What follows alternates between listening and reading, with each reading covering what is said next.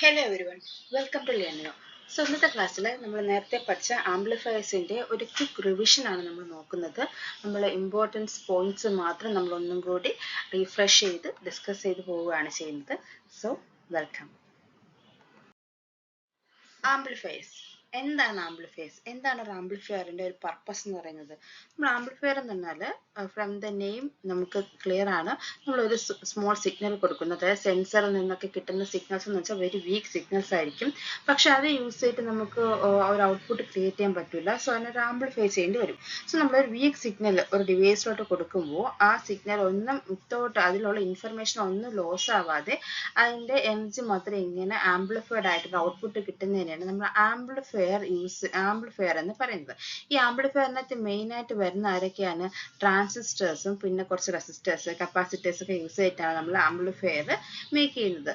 So ഇത്തരത്തിൽ ഈ ഒരു ആംപ്ലിഫയർ നല്ലൊരു ആംപ്ലിഫിക്കേഷൻ പ്രൊവൈഡ് ചെയ്യണമെന്നുണ്ടെങ്കിൽ ഇത് ബയാസ് ചെയ്യണം. ജസ്റ്റ് വെറുതെ ഒരു സിഗ്നൽ എടുത്ത് കൊടുത്തു കഴിഞ്ഞാൽ അതായിരിക്കും ആംപ്ലിഫൈഡ് ആയിട്ട് വരത്തില്ല. അതിന് നമ്മൾ എന്ത് ചെയ്യണം? ഒരു DC ബയാസിങ് സപ്ലൈ ചെയ്യണം. സോ ഈ DC ബയാസിങ് നിന്നുള്ള എനർജി യൂസ് ചെയ്തിട്ടാണ് ഈ സിഗ്നൽ ആംപ്ലിഫൈഡ് ആവുന്നത്. സോ നമ്മൾ ബയാസിങ് എന്ന് വെച്ചാൽ എന്താണ്?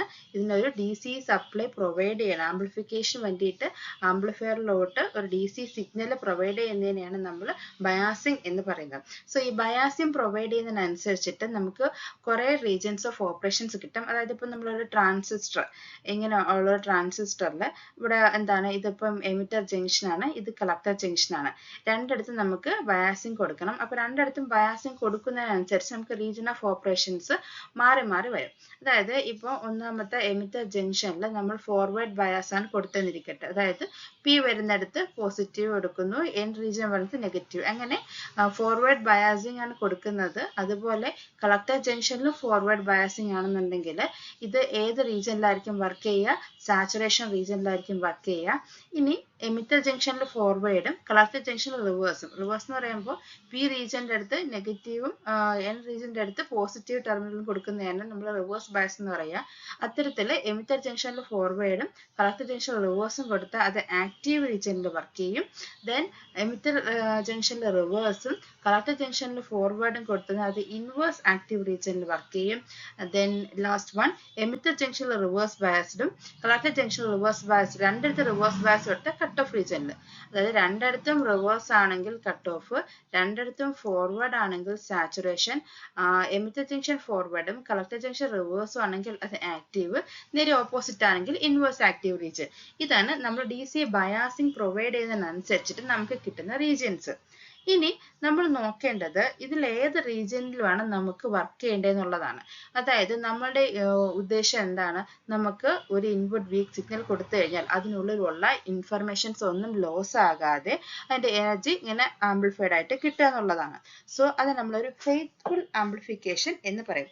Faithful amplification എന്ന് പറഞ്ഞു കഴിഞ്ഞാൽ the process of increasing signal strength is just called amplification.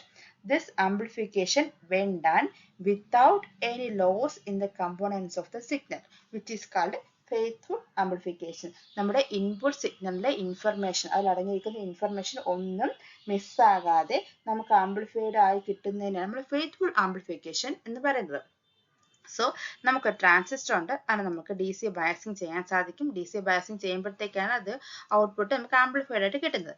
ഈ DC ബയാസിങ് പ്രൊവൈഡ് ചെയ്യുന്നതനുസരിച്ച് നമുക്ക് പല റീജിയൻസ് ഓഫ് ഓപ്പറേഷൻസ് കിട്ടും.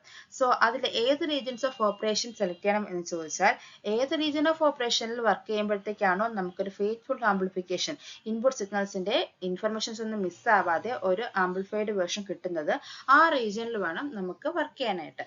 സോ നമുക്കത് ഡിസ്കസ് ചെയ്യണമെന്നുണ്ടെങ്കിൽ ഇപ്പോൾ നമ്മുടെ റീജിയൻ സാച്ചുറേഷൻ റീജിയനിലോട്ടാണ് ഈ പോയിന്റ് ക്യൂസാറ്റ് പോയിന്റ് പോകുന്നതെങ്കിൽ നമുക്കിത് നോക്കൂ, കുറച്ച് പോർഷൻ ഇവിടെ നമുക്ക് മിസ്സായി. ഈ ഒരു പോർഷൻ മിസ്സായിട്ടാണ് നമുക്ക് ബാക്കി ഔട്ട്പുട്ട് കിട്ടുന്നത്. ഇനി നമ്മൾ ഇതൊരു കട്ട് ഓഫ് റീജിയനിലോട്ടാണ് വർക്ക് ചെയ്യുന്നതെങ്കിൽ അപ്പോഴും കുറച്ച് പോർഷൻസ് നമുക്ക് ഇൻഫർമേഷൻസ് മിസ്സായി. ഇത് ഇൻപുട്ട് സിഗ്നൽ, ഇത് നമുക്ക് കിട്ടുന്ന ഔട്ട്പുട്ട് പെർഫോം. അതേസമയം നമ്മൾ ആക്റ്റീവ് റീജിയനിൽ, അതായത് എമിറ്റർ ജംഗ്ഷനിൽ ഫോർവേഡ് ബയാസും കളക്ടർ ജംഗ്ഷനിൽ റിവേഴ്സ് ബയാസും കൊടുത്ത ഒരു ആക്റ്റീവ് റീജിയനിലാണ് നമ്മുടെ ക്യൂ പോയിന്റ് സെറ്റ് ചെയ്യുന്നതെങ്കിൽ നമുക്ക് ഈ ഒരു ഇൻപുട്ട് ഇൻഫർമേഷൻസ് അതുപോലെ ഒന്നുപോലെ മിസ്സാവാതെ കിട്ടുന്നു. സോ നമുക്ക് ആക്റ്റീവ് റീജിയനിൽ വർക്ക് ചെയ്യുമ്പോഴത്തേക്കാണ് ഫെയ്ത്ത്ഫുൾ ആംപ്ലിഫിക്കേഷൻ കിട്ടുന്നത്. ജസ്റ്റ് സിമ്പിൾ ബേസിക് തിങ്സ് ആണ് ഇപ്പൊ നമ്മളിവിടെ പറഞ്ഞത്. സോ നമ്മൾ എപ്പോഴും പ്രിഫർ ചെയ്യുന്നത് എന്താണ്? ആക്റ്റീവ് റീജിയനിൽ വർക്ക് ചെയ്യിക്കാനാണ്. സോ നമ്മൾ നേരത്തെ പറഞ്ഞതുപോലെ ആക്റ്റീവ് റീജിയനിലോട്ട് തന്നെ നമുക്ക് ക്യൂ പോയിന്റിന് എത്തിക്കണം. അതൊരു സാച്ചുറേഷൻ ഔട്ട്പുട്ട് കയറി ഇപ്പം നമ്മളിങ്ങനെ വരയ്ക്കുകയാണെങ്കിൽ അതൊരു സാച്ചുറേഷൻ റീജിയനിലോട്ട്, ഈ ഒരു റീജിയനിലോട്ടോ അല്ലെങ്കിൽ ഈ കട്ട് ഓഫ് റീജിയനിലോട്ടോ പോവുകയാണെന്നുണ്ടെങ്കിൽ നമുക്കൊരു ഫെയ്ത്ത്ഫുൾ ആംപ്ലിഫിക്കേഷൻ കിട്ടില്ല. സോ നമ്മൾ ഒരു DC ടോണ്ടയം വരയ്ക്കുകയാണെങ്കിൽ നമ്മുടെ ക്യൂ പോയിന്റ് ഇങ്ങോട്ട് പോകുന്നത് നമ്മൾ പ്രിഫർ ചെയ്യുന്നില്ല, ഇങ്ങോട്ട് കട്ട് ഓഫ് റീജിയനിലോട്ട് പോകുന്നതും പ്രിഫർ ചെയ്യുന്നില്ല. നമ്മൾ പ്രിഫർ ചെയ്യുന്നത് എപ്പോഴും ആക്റ്റീവ് റീജിയനിൽ മോസ്റ്റ് പ്രോബബ്ലി നമുക്ക് സെന്റർ പോയിന്റിൽ കിട്ടുന്നതാണ് നമ്മൾ പ്രിഫർ ചെയ്യുന്നത്. അതിന് വേണ്ടിയിട്ട് ആ ഒരു സെന്റർ പോയിന്റിൽ ഫിക്സ് ചെയ്തുകൊണ്ട് നമുക്ക് എന്ത് ചെയ്യണം?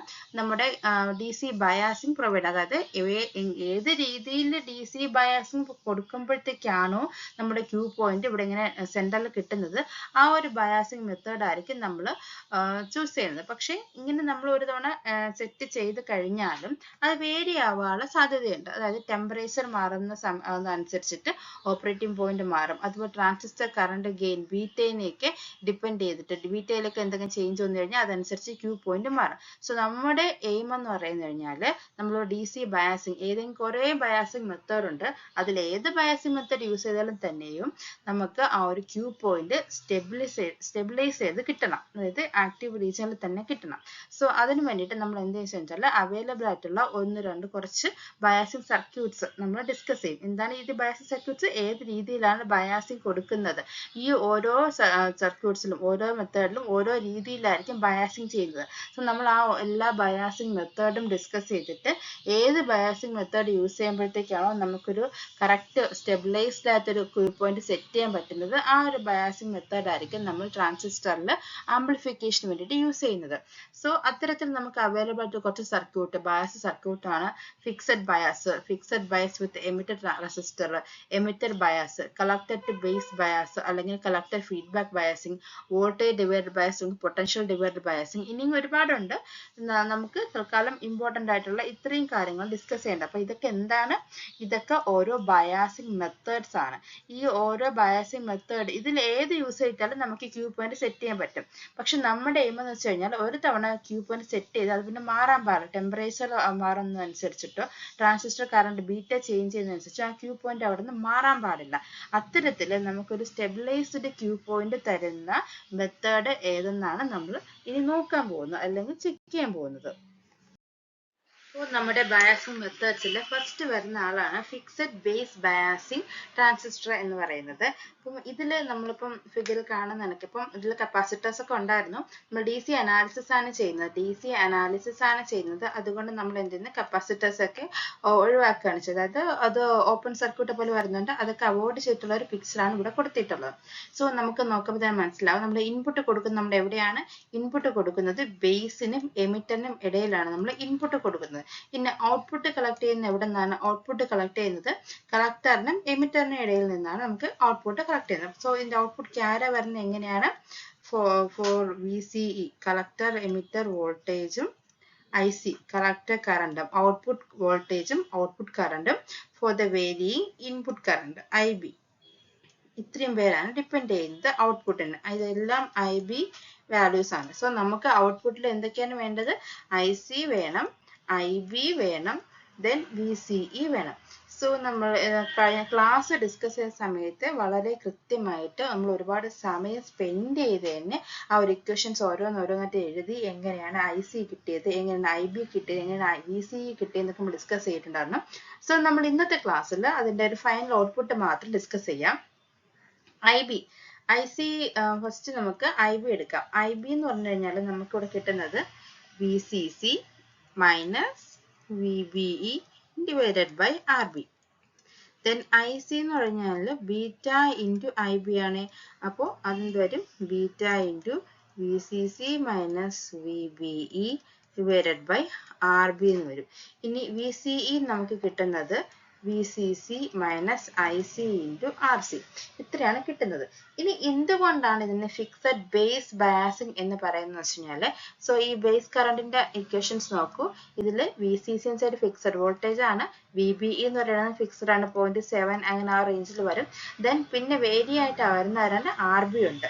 ദെൻ ഐസിയുടെ കേസിൽ ദെൻ വി സിയുടെ കേസിൽ ഒരു ആർ സിയും വരുന്നുണ്ട്. സോ നമുക്ക് ഇതിൻ്റെ ഈ ഒരു സർക്യൂട്ട്സിൻ്റെ ഈ ഒരു ഫിക്സഡ് ബയസ് കോൺഫിഗറേഷൻ പറയാൻ കാരണം ഇപ്പം നമ്മൾ പവർ സപ്ലൈ എല്ലാം ഫിക്സ് ചെയ്ത് കഴിഞ്ഞാൽ ജസ്റ്റ് ആർ ബിയുടെയും ആർ സിയുടെയും വാല്യൂ ഫിക്സ് ചെയ്തെടുത്തു കഴിഞ്ഞാൽ നമുക്കൊരു കോൺസ്റ്റന്റ് ആയിട്ട് അല്ലെങ്കിൽ ഫിക്സ്ഡ് ആയിട്ടുള്ള കറണ്ട് കിട്ടും. അതായത് സപ്പോസ് നമ്മൾ വി സി ഇ സി നമ്മൾ 5 ആക്കി സെറ്റ് ചെയ്തു അല്ലെങ്കിൽ 10 ആക്കി സെറ്റ് ചെയ്തു, അവിടെ കഴിഞ്ഞു.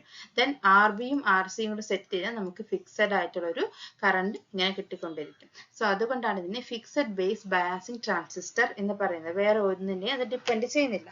സോ ഇതിന്റെ ഒരു അഡ്വാൻറ്റേജ് എന്ന് പറഞ്ഞു കഴിഞ്ഞാൽ ഇത് ഓപ്പറേറ്റിംഗ് പോയിന്റ് നമുക്ക് രണ്ട് റെസിസ്റ്ററിന്റെ വാല്യൂ സെറ്റ് ചെയ്തുകൊണ്ട് ഓപ്പറേറ്റിംഗ് പോയിന്റ് സെറ്റ് ചെയ്യാൻ പറ്റും. കാൽക്കുലേഷൻ വളരെ സിമ്പിൾ ആണ്. ജസ്റ്റ് ആർ ബിയുടെയും ആർ സിയുടെയും വാല്യൂ മാത്രം നോക്കിയാൽ മതി. അതായത് ആർ ബിക്കും ആർ സിക്കും ഏത് വാല്യൂ കൊടുക്കുമ്പോഴത്തേക്കാണ് കറക്റ്റ് നമുക്ക് ഐ ബി കിട്ടിയിട്ട് ക്യൂ പോയിന്റ് സെറ്റ് ചെയ്യാൻ പറ്റുന്നത് മാത്രം നമ്മൾ കാൽക്കുലേറ്റ് ചെയ്താൽ മതി. When we C C is നമ്മളൊരു വോൾട്ടേജ് ഫിക്സ് ആക്കിയതിന് ശേഷം. പക്ഷേ എന്നിരുന്നാലും നമുക്കുള്ള ഒരു പ്രശ്നം എന്താണെന്ന് വെച്ച് കഴിഞ്ഞാൽ നോക്കൂ, നമ്മുടെ ഐ സി എന്ന് പറയുന്നത് ബീറ്റ ഇൻറ്റു ഐ ബി ആണ്. അപ്പോൾ ഇവിടെ പ്രത്യേകിച്ച് നമ്മൾ ആദ്യം സെറ്റ് ചെയ്യുന്ന സമയത്തുള്ള ടെമ്പറേച്ചറിൽ തന്നെ മുന്നോട്ട് ഈ പ്രോസസ്സിങ് പോവുകയാണെങ്കിൽ വേറെ കുഴപ്പമൊന്നും വരില്ല.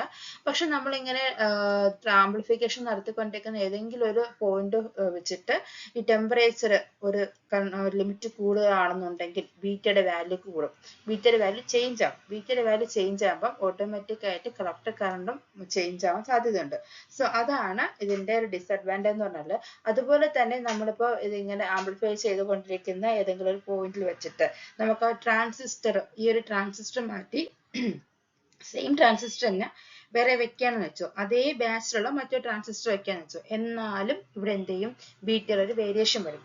സോ ചില പർട്ടിക്കുലർ പോയിന്റിൽ വെച്ചിട്ട് ബീറ്റ വേരിയേഷൻ വരുന്നത് കാരണം നമ്മുടെ ക്യൂ പോയിന്റിന്റെ പൊസിഷൻ മാറാനുള്ള സാധ്യതയുണ്ട്. സോ അതാണ് ഈ ഫിക്സഡ് ബേസ് ബയാസിങ്ങിന്റെ ഒരു ഡിസഡ്വാൻറ്റേജ് എന്ന് പറഞ്ഞാൽ. അഡ്വാൻറ്റേജ് എന്ന് വെച്ചാൽ just V C C fix ചെയ്ത് കഴിഞ്ഞാൽ പിന്നെ നമുക്ക് സെറ്റ് ചെയ്യേണ്ടത് അല്ലെങ്കിൽ കാൽക്കുലേറ്റ് ചെയ്യേണ്ടത് ആർ ബിയുടെ ആർ സിയുടെ വാല്യൂ മാത്രമാണ്. വേറെ കോംപ്ലിക്കേറ്റഡ് ആയിട്ട് കാൽക്കുലേഷൻസ് ഒന്നുമില്ല, വളരെ സിമ്പിൾ ആണ്. പക്ഷെ ഡിസഡ്വാൻറ്റേജ് എന്ന് പറഞ്ഞു കഴിഞ്ഞാൽ ബീറ്റ ഡിപ്പെൻഡ് ചെയ്യുന്നത് കൊണ്ട് തന്നെ ടെമ്പറേച്ചർ മാറുമ്പോഴും ട്രാൻസിസ്റ്റർ മാറുമ്പോഴും ബീറ്റയുടെ വാല്യൂ മാറുന്ന കാരണം നമ്മുടെ ക്യൂ പോയിന്റ് മാറാനുള്ള സാധ്യതയുണ്ട്. So that's all about the fixed base biasing transistor. Next വരുന്നതാണ് നമ്മുടെ fixed bias with emitter resistor or emitter bias configuration എന്ന് പറയുന്നത്. ഇതെന്ന് പറഞ്ഞാൽ നമ്മുടെ ഫിക്സഡ് ബയാസിന്റെ ആ ഒരു പ്രോബ്ലം ഡിസഡ്വാൻറ്റേജിനെ ഓവർകം ചെയ്തുകൊണ്ട് അല്ലെങ്കിൽ അതിന്റെ പെർഫോമൻസിനെ ഇംപ്രൂവ് ചെയ്തുകൊണ്ട് വന്നതാണ്.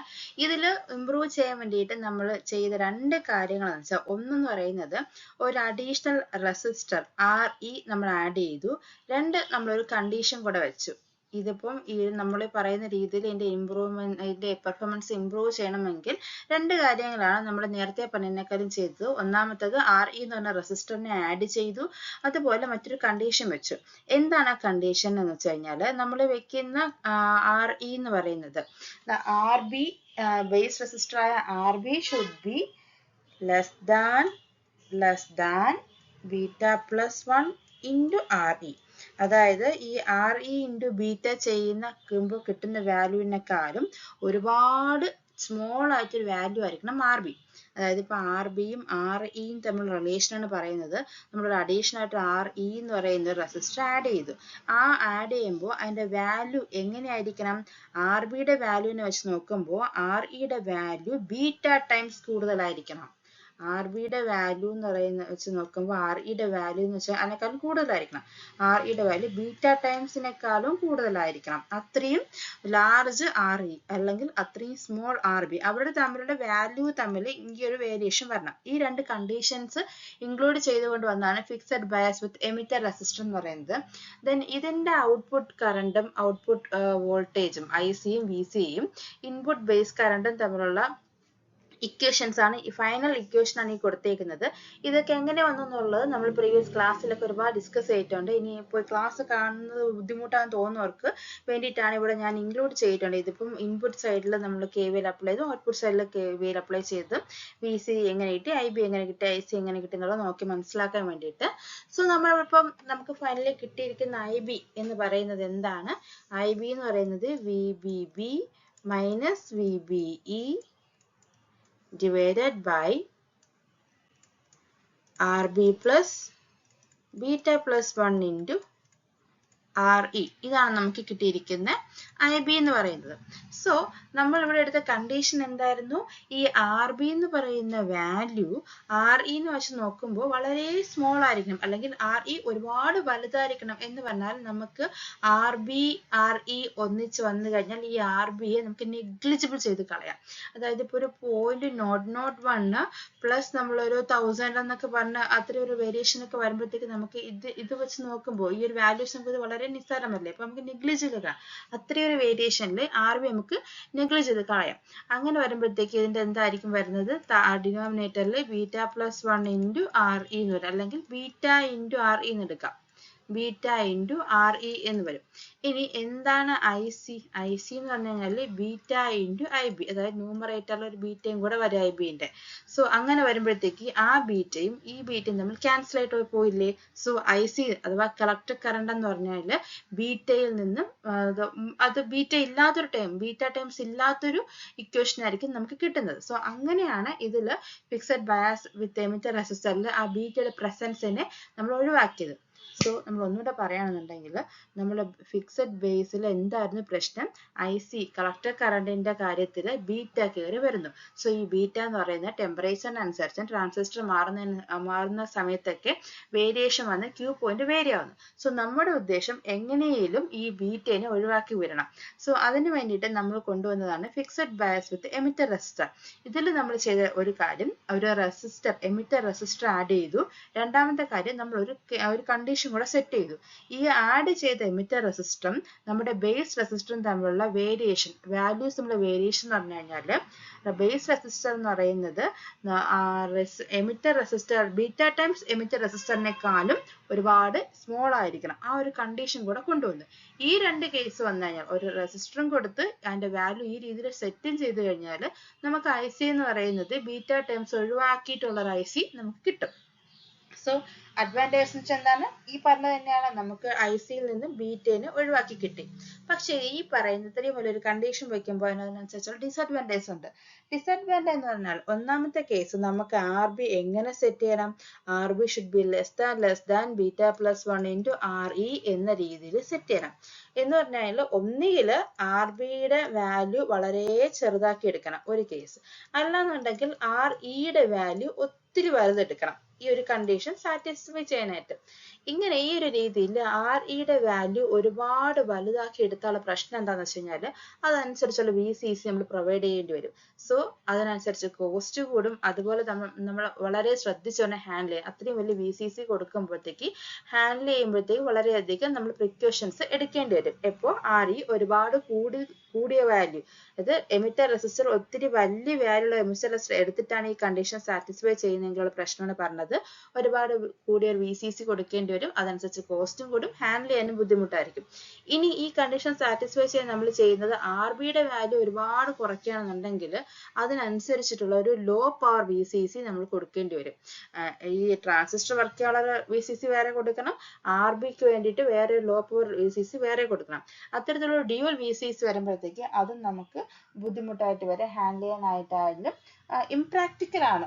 ഏറ്റവും കറക്റ്റ് ആയിട്ട് പറയുകയാണെങ്കിൽ അങ്ങനത്തെ ഒരു വേരിയേഷൻ ഇംപ്രാക്ടിക്കൽ ആണ്. ഡ്യുവൽ സപ്ലൈ കൊടുക്കുക എന്ന് പറയുന്നത് ഇംപ്രാക്ടിക്കൽ ആണ്. അതുപോലെ തന്നെ നമ്മുടെ ഈ RE അഡീഷണൽ നമ്മൾ RE കൊടുക്കുമ്പോഴത്തേക്ക് ഈ RE കാരണം AC ഫീഡ്ബാക്ക് ഉണ്ടാകും. ഇത് കാരണം ഈ AC ഫീഡ്ബാക്ക് കാരണം വോൾട്ടേജ് ഗെയിൻ ഓഫ് ആംപ്ലിഫയർ കുറയാനും സാധ്യതയുണ്ട്.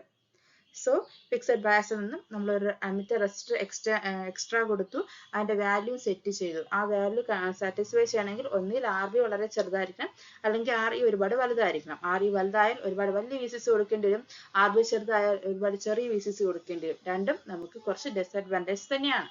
സോ അതാണ് ഫിക്സഡ് ബയസ് വിത്ത് എമിറ്റർ റെസിസ്റ്ററിൽ വരുന്ന കാര്യങ്ങൾ. So third one ആണ് two supply emitter bias configuration അഥവാ dual supply emitter bias configuration എന്ന് പറയുന്നത്. നമ്മൾ നേരത്തെ പറഞ്ഞല്ലോ ഒരു സപ്ലൈ മാത്രമേ ഉണ്ടാകുന്നുള്ളൂ VCC. ഇവിടെ നമ്മൾ രണ്ട് സപ്ലൈ കൊടുക്കുന്നുണ്ട്, ഒരു VEE കൂടെ കൊടുക്കുന്നുണ്ട്. ഇത്തരത്തിൽ നമ്മൾ VE കൊടുക്കുമ്പോഴത്തേക്കും നമുക്ക് ഇവിടെ എമിറ്റർ കറണ്ട് എന്ത് കിട്ടുമെന്ന് വെച്ച് കഴിഞ്ഞാൽ IE is equal to VEE minus VBE divided by RE plus RB by beta plus 1 എന്ന് കിട്ടും. സോ ഇതിനൊന്ന് റീഅറേഞ്ച് ചെയ്ത് എഴുതുമ്പോഴത്തേക്കും നമുക്ക് എന്താ വരിക? VEE minus VBE divided by beta plus 1 into RE plus RB. Then ഈ ഒരു ബീറ്റ പ്ലസ് വൺ ഒന്ന് ന്യൂമറേറ്ററിലും പോവും, ന്യൂമറേറ്റർ ബീറ്റ പ്ലസ് വൺ. ഇങ്ങനെയായിരിക്കും നമുക്ക് IE കിട്ടുന്നത്. ഇനി നമുക്ക് IEയും IBയും തമ്മിൽ റിലേഷൻ അറിയാം. അതായത് IE is equal to beta plus 1 into IB ആണ്. അപ്പൊ അതിൽ നിന്ന് IB എന്ന് പറഞ്ഞാൽ എന്തായിരിക്കും? ഇവിടെ മൾട്ടിപ്ലൈ ചെയ്ക്കുന്നത് അപ്പുറത്ത് പോയി ഡിവിഷൻ ആവും. IE divided by beta plus 1 എന്നാവും. So IB is equal to IE divided by beta plus 1. ഇതാണ് നമ്മുടെ IE. ഇത് നമ്മൾ IB ആക്കുകയാണെന്നുണ്ടെങ്കിലോ ഈ IE divided by beta plus 1. അതായത് ഈ ബീറ്റ പ്ലസ് വണ്ണും ഈ ബീറ്റ പ്ലസ് വണ്ണും എന്തായി ക്യാൻസൽ ആയി പോയിട്ട് നമുക്ക് IB എന്തെന്ന് വന്നു?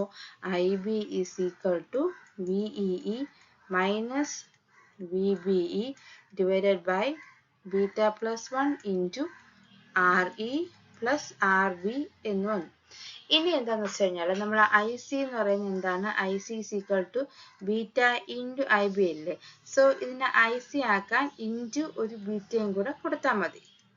സോ ഇപ്പോഴും നമുക്ക് നോക്കൂ, നമ്മുടെ കളക്ടർ കറണ്ട് എന്ന് വെച്ച് കഴിഞ്ഞാൽ ബീറ്റയെ ഡിപ്പെൻഡ് ചെയ്യുന്നുണ്ട്. ഇനി നമുക്ക് കണ്ടീഷനിലോട്ട് വരാം. ഈ ഒരു സപ്ലൈ, ഈ ഒരു വയസ് കോൺഫിഗറേഷൻ നമ്മൾ യൂസ് ചെയ്തിട്ട് ICയിലുള്ള ബീറ്റയെ എങ്ങനെ ഒഴിവാക്കാന്ന് വെച്ചാൽ ഒരു കണ്ടീഷൻ സാറ്റിസ്ഫൈ ചെയ്യണം. അതായത് RB less than beta plus 1 into RE എന്നീ ഒരു ഒറ്റ കണ്ടീഷൻ സാറ്റിസ്ഫൈ ചെയ്താൽ മതി നമുക്ക് IC എന്ന് പറയുന്നത് ഇൻഡിപെൻഡന്റ് ഓഫ് ബീറ്റയാക്കി മാറ്റാം. അതെങ്ങനെയെന്ന് വെച്ച് കഴിഞ്ഞാൽ ഇപ്പൊ RBയുടെ വാല്യൂ ഭയങ്കര സ്മോൾ ആണെന്നുണ്ടെങ്കിൽ നമുക്ക് ഈ RB അങ്ങ് നെഗ്ലിജിബിൾ ചെയ്തിട്ട് ഒഴിവാക്കാം. അങ്ങനെയാണെങ്കിൽ ഈ beta plus 1 approximately equal to beta ആണല്ലോ. അങ്ങനെയാണെങ്കിൽ ഈ ന്യൂമറേറ്ററുള്ള ബീറ്റയും ഡിനോമിനേറ്ററുള്ള ബീറ്റയും നമ്മൾ ക്യാൻസൽ ഔട്ട് ചെയ്ത് പോകും. പിന്നെന്താ വരുന്നത്? VE minus VBE by RB. It is independent of beta. IC എന്ന് പറയുന്നത് VEE minus VBE by RE എന്ന് കിട്ടി. എപ്പോൾ ഈ ഒരു കണ്ടീഷൻ സാറ്റിസ്ഫൈ ചെയ്തപ്പോഴത്തേക്കും. സോ ഈ ഡുവൽ സപ്ലൈ എമിറ്റഡ് ബയസ് കോൺഫിഗറേഷനിൽ നമ്മുടെ IC ഇൻഡിപെൻഡന്റ് ഓഫ് ബീറ്റയ്ക്ക് കിട്ടണമെന്നുണ്ടെങ്കിൽ ഉള്ള കണ്ടീഷനാണ് RB less than beta plus 1 into RE എന്ന് പറഞ്ഞാൽ അറ്റ്ലീസ്റ്റ് 100 ടൈംസ് എങ്കിലും less than beta plus 1 into RE ആയിരിക്കണം എന്നതാണ് അതിൻ്റെ ഒരു കണ്ടീഷൻ എന്ന് പറയുന്നത്. സോ അഡ്വാൻറ്റേജസ് നമുക്ക് പറഞ്ഞ പോലെ തന്നെ IC എന്താക്കി കിട്ടി? ഇൻഡിപെൻഡന്റ് ഓഫ് ബീറ്റ ആക്കി കിട്ടി. ദെൻ ഡിസഡ്വാൻറ്റേജ് എന്താണ്? ഇത് തന്നെയാണ്. ഈ ഡ്യുവൽ സപ്ലൈ നമ്മൾ പ്രൊവൈഡ് ചെയ്യേണ്ടി വരുന്നത് ഒരു ഡിസഡ്വാൻറ്റേജ് ആണ്. So that's all about the dual supply emitted bias configuration. ഇതിലും ഒരു കണ്ടീഷൻ ഉണ്ട്. ആ കണ്ടീഷൻ സാറ്റിസ്ഫൈ ചെയ്യുമ്പോഴത്തേക്ക് IC എന്ന് പറയുന്നത് ഇൻഡിപെൻഡന്റ് ഓഫ് ബീറ്റ ആയിട്ട് മാറും. സോ ഫോർത്ത് വൺ ആണ് കളക്ടർ ഫീഡ്ബാക്ക് ബയാസ് എന്ന് പറയുന്നത്. അഫ്കോഴ്സ് ഇതിന്റെ പേര് പറയുന്ന പോലെ തന്നെ നമ്മളിവിടെ ഒരു ഫീഡ്ബാക്ക് പ്രൊവൈഡ് ചെയ്യും. Negative feedback from collector to base ഇങ്ങനെ പ്രൊവൈഡ് ചെയ്തിട്ടായിരിക്കും ക്യൂ പോയിന്റ് സ്റ്റെബിലൈസ് ചെയ്യുക. അതായത് നമ്മുടെ ക്യൂ പോയിന്റ് എപ്പോഴായിരിക്കും ചേഞ്ച് ആവുന്നത്? മോസ്റ്റ് പ്രോബബ്ലി ടെമ്പറേച്ചർ വേരിയേഷൻ വരുമ്പോഴത്തേക്കാണ് ഒരു ബുദ്ധിമുട്ട് വരുന്നത്. അപ്പോൾ ടെമ്പറേച്ചർ ഇങ്ങനെ കൂടുന്നു. ടെമ്പറേച്ചർ കൂടുന്ന സമയത്ത് എന്ത് സംഭവിക്കും? IC കറണ്ട് കൂടും. IC കറണ്ട് കൂടുമ്പം ഈ voltage drop across the RC, നമുക്ക് VRC എന്ന് പറയാം, voltage drop across the VRC increase ചെയ്യും. അത്തരത്തിൽ VRC ഇൻക്രീസ് ചെയ്ത് കഴിഞ്ഞാൽ ഈ പോയിന്റിൽ വരുന്ന വോൾട്ടേജ് കുറയില്ലേ? അപ്പൊ VCCയിൽ ഉണ്ടായിരുന്ന 10 വോൾട്ടിലും കുറെ ഇവിടെ അങ്ങ് മിസ്സായി പോയി. കുറെ നമുക്കൊരു 6 വോൾട്ടോളം ഇവിടെ അങ്ങ് മിസ്സായി കഴിഞ്ഞാൽ പിന്നെ ബാക്കി 4 വോൾട്ട് ആയിരിക്കും കിട്ടുന്നത്. ദെൻ അഗെയിൻ ഇവിടെ വീണ്ടും ഡ്രോപ്പ് കൂടി 7 വോൾട്ട് ഇവിടെ മിസ്സായി കഴിഞ്ഞാൽ 3 വോൾട്ട് ആയിരിക്കും കിട്ടുന്നത്. അത്തരത്തിൽ ഇവിടെ വോൾട്ടേജ് ഡ്രോപ്പ് കൂടുന്നതനുസരിച്ചിട്ട് ഈ പോയിന്റിലെ വോൾട്ടേജ് കുറയും. സോ നമ്മുടെ IB എന്ന് വെച്ചാൽ എന്താണ്? ഈ VC minus VBE divided by RB അല്ലേ ഇതിൽ കൂടെ ഒഴുകുന്ന കറണ്ട് IB എന്ന് പറയുന്നത്. സോ ഇത്തരത്തിൽ VRC കൂടുന്ന അനുസരിച്ചിട്ട് എന്ത് സംഭവിക്കും? VC കുറയും. VC കുറയുമ്പോഴത്തേക്ക് IB കുറയും. IB കുറയുമ്പോൾ അഫ്കോഴ്സ് IC കുറയും. Because IC is equal to beta into IB.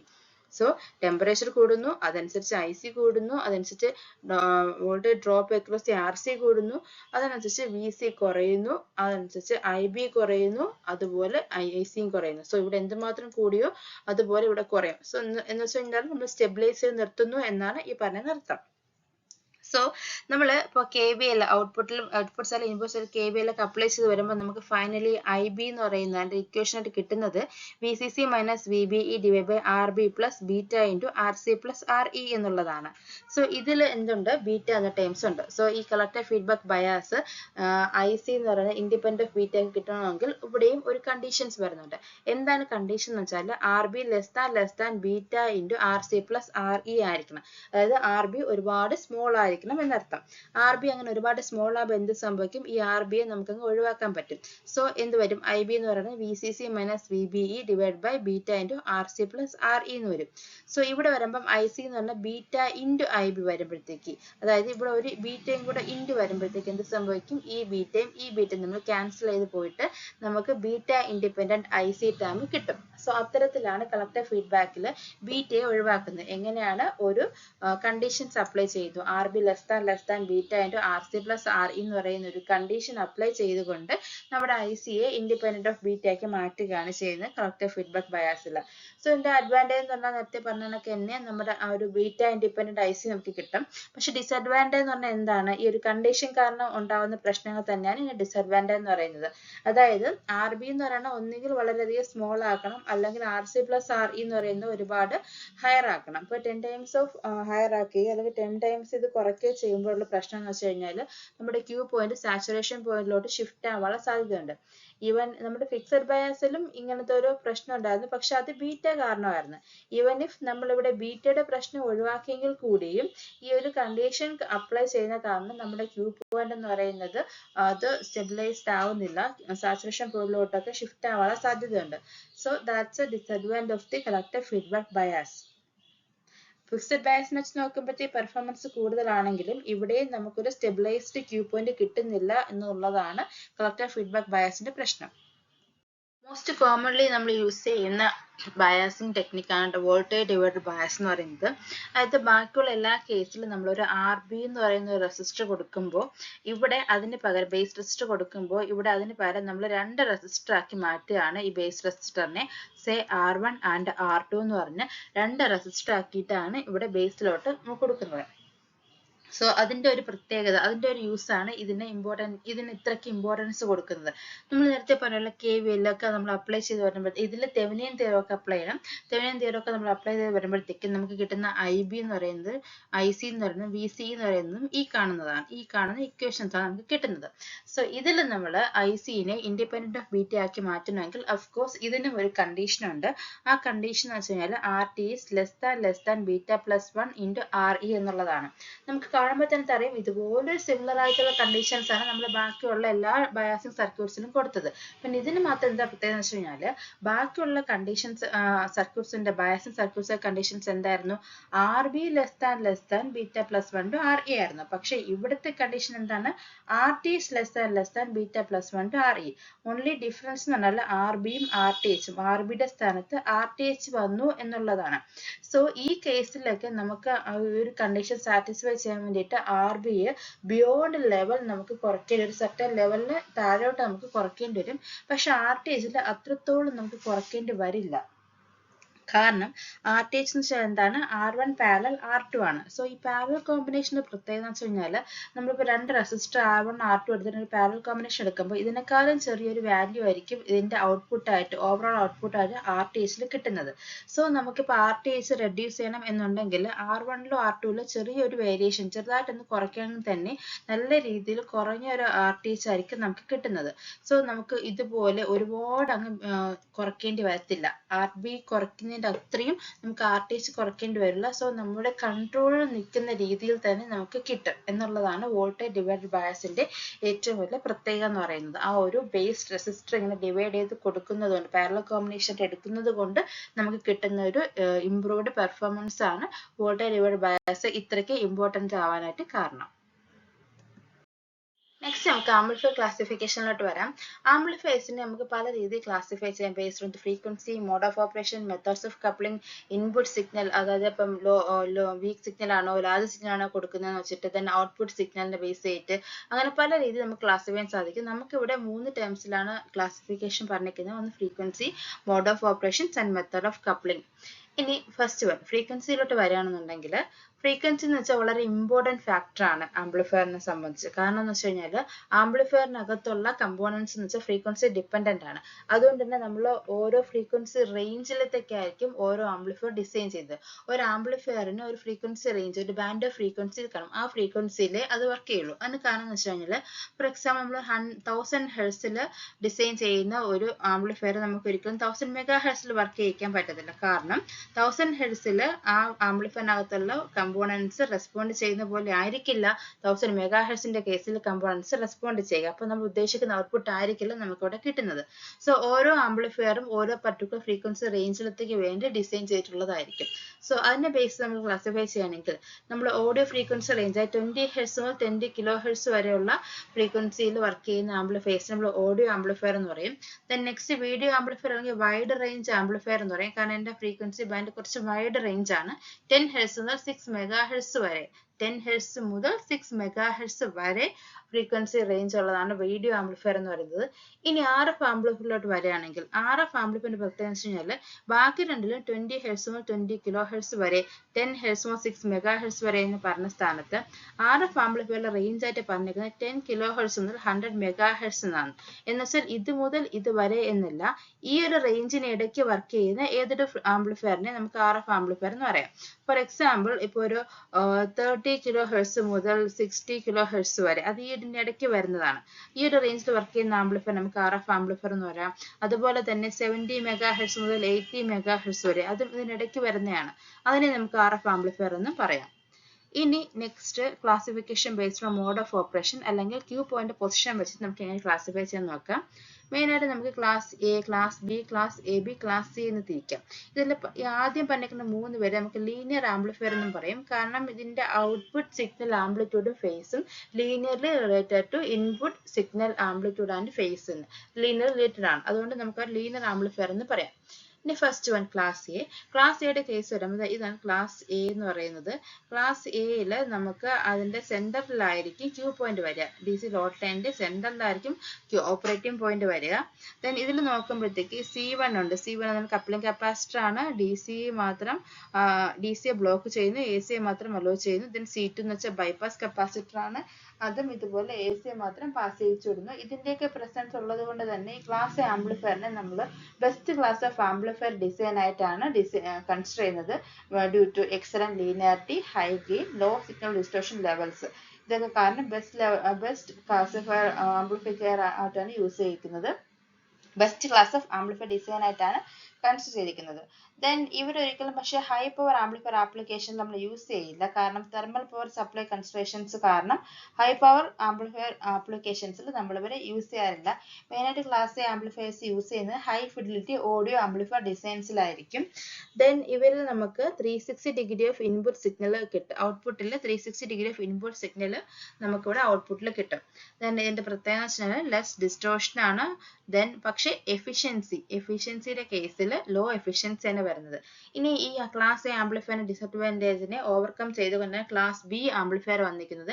Class B ആംപ്ലിഫയറിൽ ക്യൂ പോയിന്റ് പൊസിഷൻ എന്ന് വെച്ചാൽ കട്ട് ഓഫ് റീജിയനിലായിരിക്കും. ദെൻ ഇതാണ് ക്ലാസ് ബി ആംപ്ലിഫയർ എന്ന് പറയുന്നത്. ക്ലാസ് ബി ആംപ്ലിഫയറിൽ കട്ട് ഓഫ് റീജിയനിലായിരിക്കും. പിന്നെ മറ്റൊന്ന് പ്രത്യേകത, ഇവിടെ ഒരു ട്രാൻസിസ്റ്റർ ആണെങ്കിൽ ഇവിടെ 2 ട്രാൻസിസ്റ്റർ നമ്മൾ യൂസ് ചെയ്യുന്നുണ്ട്. ദെൻ ഇതില് 50% ഓഫ് എഫിഷ്യൻസി നമുക്ക് കിട്ടുന്നുണ്ട്. പക്ഷെ പ്രശ്നം എന്ന് വെച്ചാൽ ക്രോസ് ഓവർ ഡിസ്റ്റോർഷൻ ആണ്. സോ എന്താണ് ക്രോസ് ഓവർ ഡിസ്റ്റോർഷൻ അല്ല, അപ്പം ഈ ഒരു signal positive half cycle output കിട്ടാനും ഇത് നെഗറ്റീവ് ഹാഫ് സൈക്കിൾ ഔട്ട്പുട്ട് കിട്ടാനും വേണ്ടി നമ്മൾ സെറ്റ് ചെയ്യിക്കുന്നതാണ്. സോ പോസിറ്റീവ് ഹാഫ് സൈക്കിളിന്റെ കണ്ടക്ഷൻ കഴിഞ്ഞു. ഈ നെഗറ്റീവിലോട്ട് വരുമ്പോഴത്തേക്കും നമുക്കൊരു 0.7 വോൾട്ട് കിട്ടിയാലല്ലേ ട്രാൻസിസ്റ്റർ ഓൺ ആവുള്ളൂ. സോ ഈ ഒരു 0.7 ഈ ഒരു പോസിറ്റീവ് ഹാഫ് സൈക്കിൾ തീർന്നിട്ട് ആ ഒരു 0.7 വോൾട്ട് അറ്റൈൻ ചെയ്യുന്നത് വരെ ഔട്ട്പുട്ട് ഒന്നും കാണൂല. 0.7 കിട്ടിയതിന് ശേഷമായിരിക്കും പിന്നെ ഒരു നമുക്ക് ഔട്ട്പുട്ട് കിട്ടുന്നത്.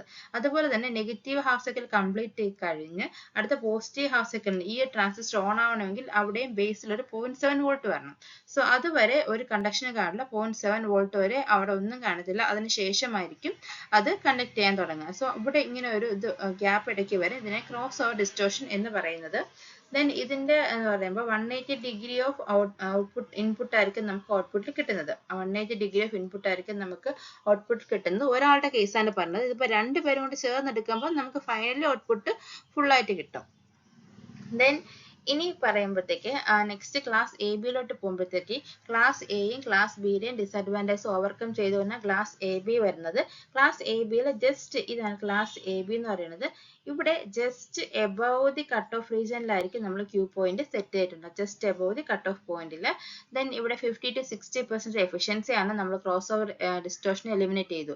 ക്ലാസ് എയുടെ ഡിസഡ്വാൻറ്റേജ് ആയിരുന്നു ലോ എഫിഷ്യൻസി എന്നുള്ളത്, അതിവിടെ ഓവർകം ചെയ്തിട്ടുണ്ട്. ക്ലാസ് ബി ഡിസഡ്വാൻറ്റേജ് ആയിരുന്നു ക്രോസ് ഓവർ ഡിസ്റ്റോർഷൻ, അതും ഇവിടെ ഓവർകം ചെയ്തിട്ടുണ്ട്. അത് എങ്ങനെയാണെന്ന് ചോദിച്ചു കഴിഞ്ഞാൽ ഇവിടെ നമ്മൾ 2 ഡയോഡ്സ് യൂസ് ചെയ്യുന്നുണ്ട്. ഈ 2 ഡയോഡ് ഓരോ ഡയോഡിനും അക്രോസ് ഉള്ള വോൾട്ടേജ് ഡ്രോപ്പ് എന്ന് വെച്ചാൽ 0.7 ആണ്. എന്ന് പറഞ്ഞാൽ ഈ 2 ഡയോഡിനും കൂടെ ആയിട്ട് 1.4 ഒരു വോൾട്ടേജ് ഡ്രോപ്പ് എപ്പോഴും ഇവിടെ അവൈലബിൾ ആയിരിക്കും. സോ ഇവിടെ പോസിറ്റീവ് ഹാഫ് സൈക്കിൾ തീർന്ന ഉടനെ അടുത്തൊരു നെഗറ്റീവ് ഹാഫ് സൈക്കിൾ സ്റ്റാർട്ട് ആയിക്കോളും. ഒരു ക്രോസ് ഓവർ ഡിസ്റ്റോർഷൻസ് മാറിയിട്ടുണ്ട്. സോ ഇവിടുത്തെ ചില ഇൻപുട്ടിന്റെ 180 to 360 ഡിഗ്രി അത്രത്തോളമാണ് ഔട്ട്പുട്ടിൽ നമുക്ക് കിട്ടുന്നത്. ഇവിടെ 360 ഡിഗ്രി ഓഫ് ഇൻപുട്ട് കിട്ടി, ഇവിടെ 180 ഡിഗ്രി ഓഫ് ഇൻപുട്ട് കിട്ടി, ഇവിടെ 180 to 360 ഡിഗ്രി ആ ഒരു റേഞ്ചിന്റെ ഒക്കെ 270 ഒക്കെ ആയിട്ടാണ് ഔട്ട്പുട്ട് കിട്ടുന്നത്.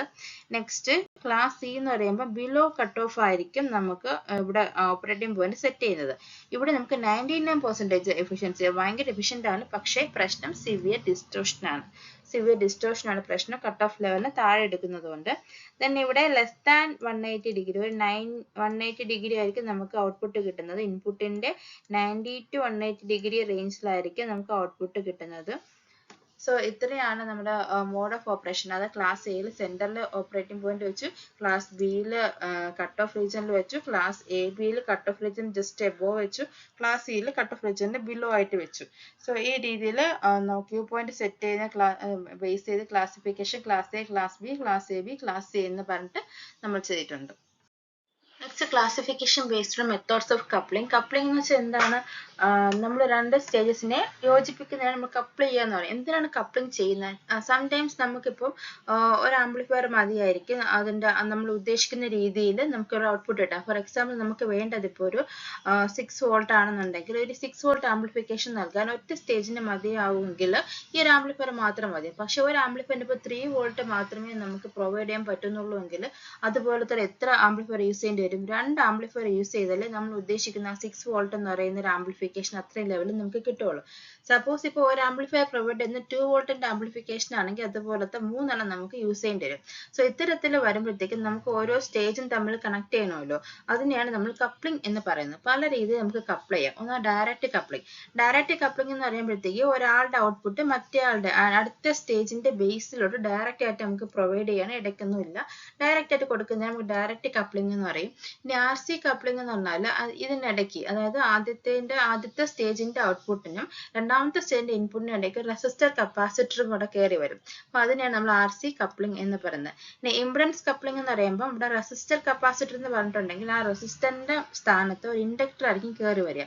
ഒരു ഇൻഡക്ടറും കപ്പാസിറ്ററും കൂടെ കയറി വന്നിട്ട് അതായിരിക്കും നെക്സ്റ്റ് അതിൽ നിന്നായിരിക്കും അതിന്റെ ഔട്ടായിരിക്കും അടുത്ത സെക്കൻഡ് സ്റ്റേജിന്റെ ഇൻപുട്ടിലോട്ട് പോകുന്നത്. ട്രാൻസ്ഫോമർ കപ്ലിംഗ് എന്ന് പറയുമ്പോഴത്തേക്ക് ഈ 2 സ്റ്റേജിന് ഇടയ്ക്ക് വരുന്ന ഒരു ട്രാൻസ്ഫോമർ ആയിരിക്കും. സോ ഫസ്റ്റിന്റെ ഔട്ട്പുട്ട് എടുത്ത് ഇതിന്റെ പ്രൈമറിയിൽ കൊടുക്കുന്നു, ദെൻ ഇതിന്റെ സെക്കൻഡറിയിലുള്ള ഔട്ടായിരിക്കും വന്നിട്ട് സെക്കൻഡ് സ്റ്റേജിന്റെ ഇൻപുട്ടിലോട്ട് കയറുന്നത്. ഇത്തരത്തിലാണ് നമ്മൾ കപ്ലിംഗ് യൂസ് ചെയ്ത് ക്ലാസിഫൈ ചെയ്യുന്നത്. നമുക്കിനി ആംപ്ലിഫയേഴ്സിൽ വോൾട്ടേജ് ആംപ്ലിഫയറും പവർ ആംപ്ലിഫയറും ഉണ്ട്. നമ്മുടെ ആ ക്ലാസ് എ, ക്ലാസ് ബി എന്നൊക്കെ പറയുന്ന പവർ ആംപ്ലിഫയേഴ്സ് ആണ്. ഇവിടെ നമ്മൾ കുറച്ച് ഒരു ഡിസ്റ്റിംഗ്വിഷ് ചെയ്യണം. വോൾട്ടേജ് ആംപ്ലിഫയറും പവർ ആംപ്ലിഫയറും ഡിഫറൻസും കൊണ്ട് നമുക്ക് നോക്കാനുണ്ട്. സോ അതൊരു ടേബിൾ യൂസ് ചെയ്തിട്ട് നമുക്ക് നോക്കാം. ഡെഫിനിഷനായിട്ട് പറയുകയാണെങ്കിൽ എന്താണ് ഒരു വോൾട്ടേജ് ആംപ്ലിഫയർ? ഒരു ഇൻപുട്ട് സിഗ്നലിന്റെ വോൾട്ടേജ് ലെവലിനെ ഇൻക്രീസ് ചെയ്യാൻ വേണ്ടി ഡിസൈൻ ചെയ്തിട്ടുള്ളതാണ് വോൾട്ടേജ് ആംപ്ലിഫയർ. അതേസമയം പവർ ലെവലിൽ ബൂസ്റ്റ് ചെയ്യാൻ വേണ്ടിയിട്ട് ഡിസൈൻ ചെയ്തിരിക്കുന്ന ആംപ്ലിഫയർ ആണെങ്കിൽ അതിനെ പവർ ആംപ്ലിഫയർ എന്ന് പറയുന്നു. ഇനി വോൾട്ടേജ് ആംപ്ലിഫയറിന്റെ മറ്റൊരു പേരാണ് സ്മോൾ സിഗ്നൽ ആംപ്ലിഫയർ. കാരണം അതിന്റെ ഇൻപുട്ടിൽ നമ്മൾ കൊടുക്കുന്നത് സെൻസറിൽ നിന്നൊക്കെ ഔട്ട്പുട്ടായ വീക്ക് സിഗ്നൽ അല്ലെങ്കിൽ സ്മോൾ സിഗ്നൽസ് ആയിരിക്കും കൊടുക്കുന്നത്. അതേസമയം പവർ ആംപ്ലിഫയേഴ്സിനാണെങ്കിൽ ഇൻപുട്ടിൽ കൊടുക്കുന്നത് ലാർജ് സിഗ്നൽ ആംപ്ലിഫയർ ആയിരിക്കും. അതിന്റെ പവർ മാത്രം ഇൻക്രീസ് ചെയ്താൽ മതി. സോ ലാർജ് സിഗ്നൽ ഔട്ട്പുട്ട് ആയിരിക്കും നമ്മൾ ഇൻപുട്ടിൽ കൊടുക്കുന്നത് വീക്ക് സിഗ്നൽ ആണ് വോൾട്ടേജ് ആംപ്ലിഫയേഴ്സിൽ, അല്ലെങ്കിൽ സ്മോൾ സിഗ്നൽ ആണ്. So it's called small signal amplifier. അതേസമയം പവർ ആംപ്ലിഫയറിൽ നമ്മൾ ഇൻപുട്ട് കൊടുക്കുന്ന ലാർജ് സിഗ്നൽ ആണ്. സോ ഇതിനെ ലാർജ് സിഗ്നൽ ആംപ്ലിഫയർ എന്ന് പറയും. Next voltage of the input signal എന്ന് പറയുന്നത് വെരി ലോ ആയിരിക്കും. പറഞ്ഞു വീക്ക് സിഗ്നൽ ആണ് നമ്മൾ കൊടുക്കുന്നതെന്ന് പറഞ്ഞു. അതേസമയം പവർ ആംപ്ലിഫയറിൽ വോൾട്ടേജ് എന്ന് പറയുന്നത് ഹൈ ആയിരിക്കും, ഫ്യൂ വോൾട്സിന്റെ ടേംസിലൊക്കെ ആയിരിക്കും കൊടുക്കുന്നത്. ഇവിടെ മില്ലി വോൾട്ട് ആണെങ്കിൽ ഇവിടെ ഫ്യൂ വോൾട്സിന്റെ ആയിരിക്കും പവർ ആംപ്ലിഫയറിൽ നമ്മൾ ഇൻപുട്ട് കൊടുക്കുന്നത്. പിന്നെ ഔട്ട്പുട്ട് സിഗ്നൽ എന്ന് പറയുന്നത് high voltage low power output ആയിരിക്കും. അതായത് ഇവിടെ നമ്മൾ പവറിനെ ഇംപ്രൂവ് ചെയ്യുന്നില്ല, ആ കൂടെ വോൾട്ടേജിന് മാത്രമാണ് നമ്മൾ പവർ ലെവൽ കൂട്ടുന്നത്. അതേസമയം ഇവിടെ എന്ന് പറഞ്ഞാൽ നമ്മൾ ഓൾറെഡി നമ്മൾ കൊടുക്കുന്നത് ഒരു ഫ്യൂ വോൾട്സിലുള്ള ഒരു ഇൻപുട്ട് ആയിരിക്കും. ദെൻ ഇവിടെ ഇൻക്രീസ് ചെയ്യുന്ന എന്താണ്, പവർ ലെവലാണ് ഇൻക്രീസ് ചെയ്യുന്നത്. സോ ഇവിടെ ഒരു ഹൈ പവർ. ഈ ലോ വോൾട്ടേജ് മീൻസ് വോൾട്ടേജ് കുറയുന്നു എന്നല്ല അർത്ഥം. നമ്മൾ ആദ്യം ഇൻപുട്ടിൽ കൊടുക്കുന്ന സമയത്ത് എന്ത് വോൾട്ടേജോ ആയിരുന്നത് അതേ വോൾട്ടേജ് തന്നെയായിരിക്കും ഔട്ട്പുട്ടിലും, അതിനൊരു വേരിയേഷൻ വരുന്നില്ല. പവർ ലെവൽ മാത്രമേ ഇൻക്രീസ് ചെയ്യുന്നുള്ളൂ. അതുകൊണ്ടാണ് ലോ വോൾട്ടേജ് എന്ന് പറയുന്നത്. ഓൾറെഡി നമ്മൾ അത്യാവശ്യം നല്ല വോൾട്ടിലുള്ള ഇൻപുട്ടാണ് കൊടുക്കുന്നത്, അതിന്റെ പിന്നെ കറണ്ട് ഇൻക്രീസ് ചെയ്ത് പവർ ബൂസ്റ്റ് ആണ് ചെയ്യുന്നത്. നമ്മൾ വോൾട്ടേജിൽ പ്രത്യേകിച്ച് വേരിയേഷൻ വരുന്നില്ല, അതുകൊണ്ടാണ് ലോ വോൾട്ടേജ് എന്ന് പറഞ്ഞത്. അല്ലാതെ ഇവിടെ പറയുന്ന പോലത്തെ ലോ വോൾട്ടേജ് അല്ല കൊടുത്തിരിക്കുന്നത്.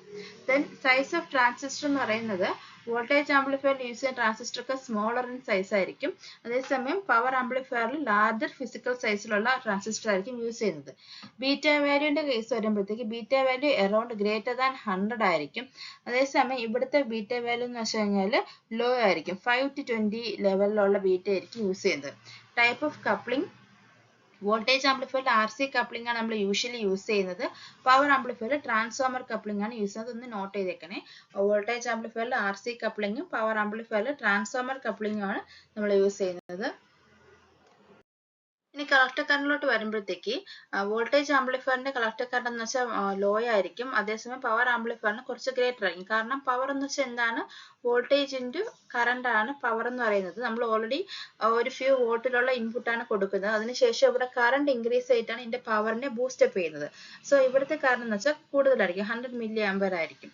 ഇനി ബേസ് റീജിയൻ എന്ന് വെച്ചാൽ വോൾട്ടേജ് ആംപ്ലിഫയറിൽ തിൻ ബേസ് റീജിയൻ, കാരണം വളരെ കുറച്ച് കറണ്ട് മാത്രമേ ഹാൻഡിൽ ചെയ്താൽ മതി. അതേസമയം ഇവിടെ ഗ്രേറ്റർ കറണ്ട് ഹാൻഡിൽ ചെയ്യാനുള്ളത് കൊണ്ട് തന്നെ ഇവിടുത്തെ ബേസ് റീജിയൻ വെച്ചാൽ തിക്കർ ആയിരിക്കും. ഇനി ലോഡ് റെസിസ്റ്റൻസ് എന്ന് പറയുമ്പോഴത്തേക്ക് വോൾട്ടേജ് ആംപ്ലിഫയറിന്റെ ലോഡ് റെസിസ്റ്റൻസ് കൂടുതലാണ്, 4 kilo ohm to 10 kilo ohm ആണ്. അതേസമയം ഇവിടെ നമുക്ക് 5 ഓം ടു 20 ഓമിലാണ് പവർ ആംപ്ലിഫയറിന്റെ ലോഡ് റെസിസ്റ്റൻസ് വരുന്നത്. ഇനി AC പവർ ഔട്ട്പുട്ട് എന്ന് പറയുമ്പോഴത്തേക്ക് ഇവിടെ AC power output voltage amplifier low ആയിരിക്കും, അതേസമയം പവർ ആംപ്ലിഫയറിൽ അത് കൂടുതലായിരിക്കും, കമ്പാരിറ്റീവ്ലി ഹൈ ആയിരിക്കും. ഔട്ട്പുട്ട് ഇംപിഡൻസിന്റെ കേസിലോട്ട് വരുമ്പോഴത്തേക്ക് അതും നമുക്ക് ഇവിടെ കൂടുതലായിരിക്കും, വോൾട്ടേജ് ആംപ്ലിഫയറിൽ കൂടുതലായിരിക്കും, പവർ ആംപ്ലിഫയറിൽ കുറവായിരിക്കും. വോൾട്ടേജ് 12 കിലോ ഓം ആണെങ്കിൽ ഇവിടെ 200 ഓം മാത്രമേ ഉള്ളൂ. ഇനി ഹീറ്റ് സിങ്ക് നമുക്ക് ഇവിടെ അങ്ങനെ ആവശ്യമായിട്ട് വരത്തില്ല. അതേസമയം പവർ ആംപ്ലിഫയർ നെസസറിലി നമുക്കൊരു ഹീറ്റ് സിങ്കിന്റെ ആവശ്യമുണ്ട്. ഇനി യൂസ് എന്ന് പറഞ്ഞാൽ നമ്മൾ സാധാരണ വോൾട്ടേജ് ആംപ്ലിഫയർ ഒക്കെ ഫസ്റ്റ് സ്റ്റേജിലാണ് യൂസ് ചെയ്യുന്നത്. കാരണം സെൻസറിൽ നിന്ന് വരുന്ന ലോ വീക്ക് സിഗ്നലിനെ ഹയർ ആക്കാൻ വേണ്ടിയിട്ട് ഫസ്റ്റ് സ്റ്റേജ് ഓഫ് ആംപ്ലിഫിക്കേഷനിൽ യൂസ് ചെയ്യുന്നത്. അതേസമയം പവർ ആംപ്ലിഫയർ എന്ന് വെച്ചാൽ ഏറ്റവും ലാസ്റ്റ് സ്റ്റേജ് ഓഫ് ആംപ്ലിഫിക്കേഷനിലായിരിക്കും പവർ ആംപ്ലിഫയർ യൂസ് ചെയ്യുന്നത്. സോ ഇതാണ് ബേസിക് ആയിട്ടുള്ള വോൾട്ടേജ് ആംപ്ലിഫയറും പവർ ആംപ്ലിഫയറും തമ്മിലുള്ള ഡിഫറൻസസ്. സോ ഇന്നത്തെ ക്ലാസ്സിൽ നമ്മൾ ആംപ്ലിഫയേഴ്സിനെ കുറിച്ചുള്ള ഒരു ഓവറോൾ കാര്യങ്ങൾ നമ്മൾ റിവിഷൻ പോലെ പറഞ്ഞു പോവുകയാണ് ചെയ്തത്. ഇനിയും ഇതിൽ ഒരുപാട് ഡീറ്റെയിൽസ് ഇനി ഒരുപാട് പറയാനുണ്ട്. അതൊക്കെ നമ്മൾ നേരത്തെ ക്ലാസ്സിൽ വളരെ വിശദമായിട്ട് എല്ലാ ക്ലാസ്സിലും ഓരോരോ ക്ലാസ്സിലായിട്ട് പറഞ്ഞിട്ടുണ്ട്. സോ ഓവറോൾ കാര്യങ്ങൾ മാത്രമാണ് ഇന്നത്തെ ക്ലാസ്സിൽ ഇൻക്ലൂഡ് ചെയ്തിട്ടുള്ളത്. സോ ഡൗട്ട് ഉള്ളവർ പഴയ ക്ലാസ്സും കൂടെ ഒന്ന് കാണുക. Thank you.